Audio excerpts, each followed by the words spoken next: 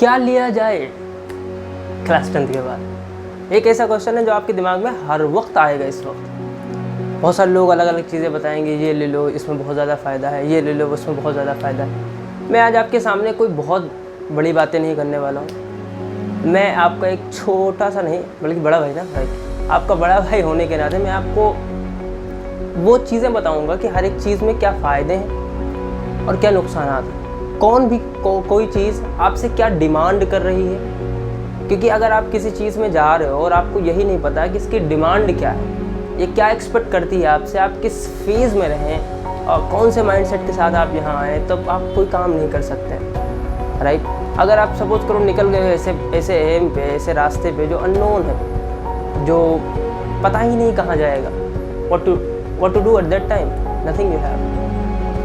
आपका ये जो फेज़ है, अब यहाँ से आप एक्चुअली एंटर कर रहे हो उस एजुकेशन फील्ड में जहाँ से आपको अपने करियर डिसाइड करने हैं, जहाँ से आपका ये डिसाइड होगा कि आपकी लाइफ स्टाइल किस प्रकार से होगी, जहाँ से आपका ये डिसाइड होगा कि क्या क्या करना चाहिए। क्या यही सब ऑप्शन है या इसके अलावा भी कुछ है? तो यहाँ ETC लिखा हुआ है, etcetera, anything, whatever you want, whatever you can do it. इन सब को बताने से पहले मैं सबसे पहले आपसे यही कहूँगा कि आपकी जो भी स्ट्रेंथ है, स्टिक टू इट। चाहे वो आपका पेंटिंग बनाने में आपका शौक़ है, चाहे आपको किसी भी क्रिकेट में बहुत अच्छा शौक़ है जिसमें आप एक्सेलेंट हैं। आप ये जान लीजिए हर एक फील्ड का जो टॉप लेवल वाला बंदा है ना, वो अभी भी और कभी भी हमेशा कहीं ना कहीं वो अपने लिए अलग ही रास्ता छोड़ देता, अलग ही रास्ता चुन लेता है। इसे एक शेर है कि हम दरिया हैं, हमें अपना हुनर मालूम है, जिस तरफ भी चल पड़ेंगे रास्ता बन जाएगा। तो रास्ता आप खुद बनाएंगे। ये सब टूल्स हैं जिनको आप यूज़ करते हैं। ये वो चीज़ें हैं जो आपका ब्रेन क्या करती हैं, थोड़ा सा डेवलप करती हैं, आपको सोचने पर मजबूर करती हैं। आपको ये बताती हैं कि भाई साहब इधर ये सोचा जाता है, इसके ये प्रोज है, ये कौन से। आप उस समय आफ्टर ग्रेजुएशन और मास्टर्स और doctorate degree, you should understand that हाँ अब उसके पास यार काफ़ी ज़्यादा वाइड एरिया जिसमें बारे में सोच सकता है। चलिए वहाँ तक नहीं जाते, अब थोड़ा सा पीछे आते हैं। आपने क्लास 10 ख़त्म करी, उससे पहले आप अपना रिकॉर्ड देखें। सबसे पहला डिसाइड करने के लिए शायद ये छोटा सा स्मॉल टूल है। क्या देखें कि अगर आपको मैथमेटिक्स में खूब बढ़िया सा इंटरेस्ट आ रहा है, बहुत अच्छा काम कर रहे हैं मैथमेटिक्स में, गजब के आप अलग अलग तरीके के शॉर्टकट्स निकाल पा रहे हैं, तो गो फॉर इट। आपके लिए काम भी देगा। You can crack IIT JEE और any other examination whatever you want to do. कोई कंपलसरी नहीं है IIT JEE, यही लोग सब दुनिया के सक्सेसफुल लोग नहीं है, बहुत सारे लोग हैं। इसके बारे में कभी मत सोचना कि ये भैया ये बन जाएंगे तब बहुत ज़्यादा अच्छा हो जाएगा, ऐसा कुछ नहीं होता है। आप जहाँ भी जाइए, जहाँ भी जो भी काम करिए, बेस्ट करिए, वो हर एक काम बेहतर है, हर एक प्रोफेशन बेहतर है। आप क्या क्लर्क वाले को बोलोगे भाई साहब नहीं यार तुम्हारी ज़िंदगी मुझे तो सही लगती, उस बंदे को जीने का हक नहीं है क्या? या अगर वो ना हो तो आपका काम चलेगा क्या? हम सब इस दुनिया में कोई अपना एक पार्ट निभाने आए, वही पार्ट के खोजने की कोशिश होनी चाहिए। क्योंकि अगर एक सिस्टम चल रहा है तो उसका हर एक बंदे की अपनी एक काबिलियत है, और उस जगह पर अगर वो नहीं होगा तो वो चीज़ें नहीं चल पाएंगी। सपोज करिए कि स्कूल अगर रन करना है तो वहाँ पर जितना काम बढ़िया काम प्रिंसिपल का होता है, ऑब्वियसली बात है उसको पूरा दायरा देखना है, उससे बेहतर काम उसके मैनेजर का है, उससे कम काम टीचर का नहीं है जो एक पर्टिकुलर सब्जेक्ट पढ़ा रहा है, उससे कम काम उसका भी नहीं है जो वो ताई, जो वो आंटी, जो आप उन सब टीचरों के लिए कभी वो रजिस्टर लेके आ रही हैं, कभी उनके लिए ब्रेकफास्ट लेके आ रही है। तो हर एक काम, हर एक बंदे की अपनी एक रिस्पेक्ट है और अपना उसका एक वजूद है, और उसे ख़राब नहीं करना कोई। क्योंकि हमारा इंडियन कल्चर ऐसा है ना कि अगर इंजीनियर डॉक्टर नहीं बने तो आप कुछ नहीं कर पाएंगे। बहुत सारे इंजीनियर डॉक्टर कुछ नहीं कर पा रहे। मैं ये नहीं कह रहा हूँ इंजीनियर डॉक्टर बनना गलत है, पर लेकिन सिर्फ वही बनना, ज़बरदस्ती करके बनना, ये कोई तरीका नहीं है। बहुत सारे ऐसे लोगों को सिर्फ एक ही चीज़ के बारे में सोचते हैं, IAS नहीं बने फिर कुछ नहीं हो पाएगा, और एक के भी पीछे लग जाएंगे। हो सकता है यार आप बन जाओ, ये मेरी बेस्ट विशेस हैं आपके साथ, लेकिन हो सकता है ना हो, या आपके लिए कोई बेहतर रास्ता रब ने तैयार कर रखा हो तो आप वहाँ जाएंगे, राइट। तो हमारी सबसे पहले बात यहाँ पर होगी आपकी चूज़ करने में।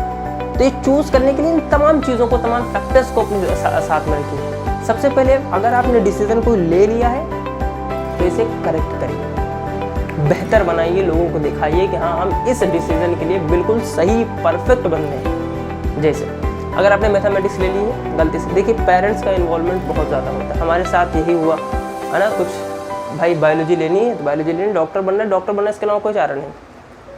और 2017 में मैंने 16 में मेरे ख्याल से मैंने एडमिशन लिया क्लास 11th में, मुझे बायोलॉजी दिला दी गई। बायोलॉजी के साथ साथ मतलब और ख़तरनाक चीज़ ये हुई कि बायोटेक्नोलॉजी भी दिला दी गई ऑप्शनल में। पर ना मुझे बायोलॉजी समझ में आती थी, ना मुझे बायोटेक्नोलॉजी समझ में आती थी, कुछ समझ में नहीं आता था, क्या करें।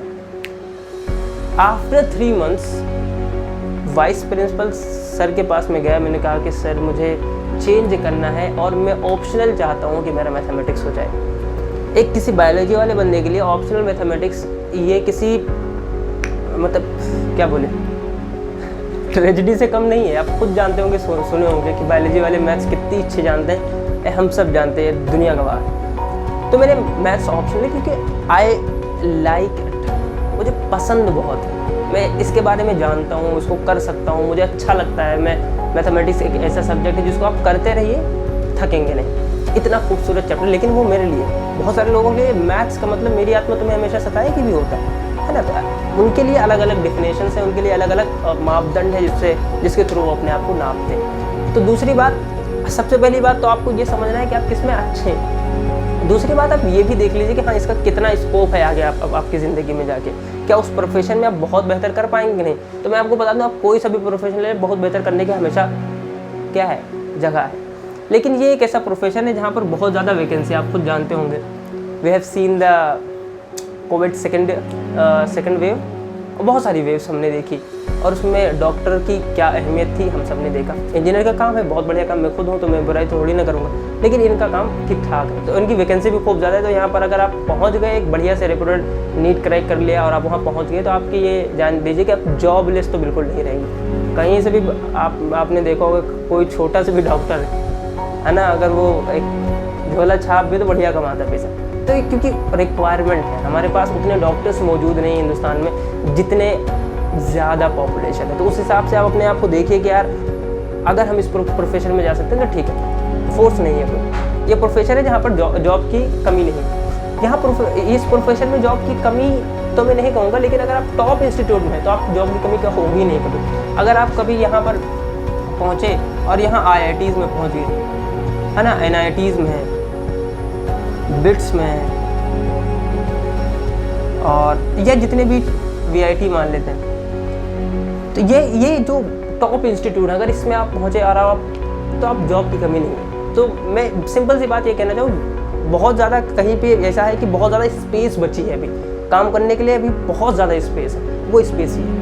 क्योंकि डॉक्टर्स की फील्ड में लिटरली बहुत ज़्यादा कमियाँ हैं, हमें बहुत ज़्यादा मेडिकल कॉलेज बनाने की ज़रूरत है, क्योंकि हेल्थ सिस्टम हमारा उतना अच्छा नहीं है।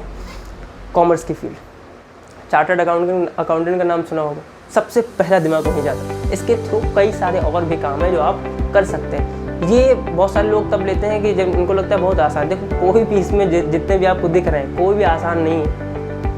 हर एक चीज़ के लिए आपको काम करना पड़ेगा। बहुत सारे लोगों की ऐसी थॉट प्रोसेस होती है कि यार ये तो बहुत आसान है।